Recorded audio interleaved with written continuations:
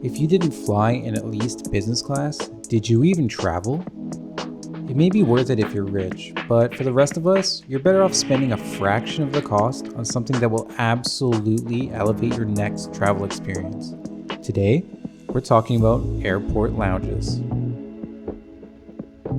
Daisy and I have now been traveling the world together for the last 10 years. We've been lucky enough to experience things like the cold Canadian coasts, sunny siestas in Mexico, temples weathered by time in Thailand, and fantastic fantasy islands in the Philippines. Yeah, you get it. And to be honest, almost all of our travels have been done the way that most people travel. Eating at fast food joints in airports, sitting on hard seats at gates for hours on end before finally being crammed into economy seats.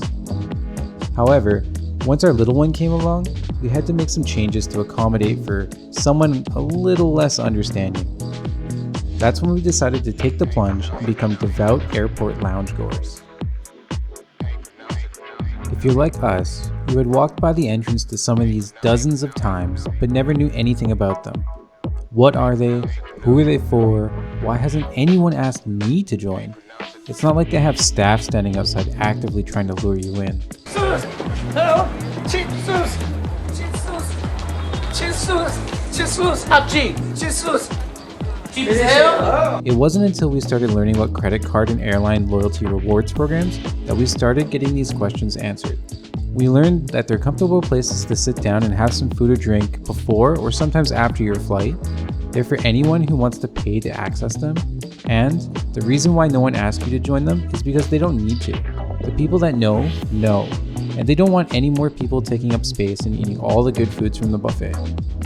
So now that you have an understanding about what airport lounges are, these are some of the pros that we think make it a must-have for families. Often in a lounge, the spaces are way more confined than you'd find out in the airport, ensuring that your kids won't get too far. And even in some of them, you can often find section seating that allows you to make an even more private area. There's often a good selection of food and drinks that get you away from the typical fast food options, such as fresh fruits, soups, warm pastas, and most, if not all of them, have some form of open bar, although beverage choices vary from location to location. The washrooms are very clean for when you gotta go and do your business time, or if you're diaper changing because your little one's still in diapers. You may also find that the lounge that you're at has access to showers, which could come in handy if the little one really needs it, or you do. Also, we find that the smaller crowds can be less stimulating and promote more relaxed moods for the little ones. I don't know about you guys, but ours acts like a big savage in big crowds. So now you might be thinking, wow, airport lounges sound awesome, Phil. What are the downsides? Are there any downsides? Well, yes, of course, just like anything, there are cons. The first one is that initial costs can be quite high, but you can help to offset those by clever use of credit cards. For example, the two most popular airport lounge programs are Priority Pass and Dragon Pass. We can see here that for the standard membership, it costs $99 USD per year. And for Priority Pass at least, that doesn't even come with one admission to any lounge. You still have to pay to get in. And Dragon Pass isn't that much better. You get one free lounge visit, but then you have to pay after that. And it goes all the way up to $469 or $429 to get unlimited passes for the year. So you really have to sit down and think, how much am I going to travel this year? How many times might I access the lounge? And will it be worth it for me? If the answer is yes, then go for it. If those don't seem like good options for you, there's also other ways you can do it. I think most frequent travelers pick up these memberships through their credit cards, such as the Amex Platinum or Business Platinum, which gives you unlimited passes with Priority Pass, Cathay Pacific's new Neo card, which gives you a complimentary Dragon Pass, or a card like TD Aeroplan Infinite Privilege, which gives you unlimited passes for Air Canada's Maple Leaf lounges.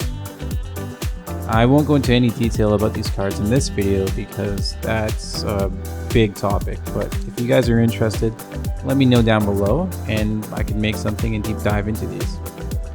And finally, some of the other cons that we thought about were that the lines in the lounges can be quite busy at times.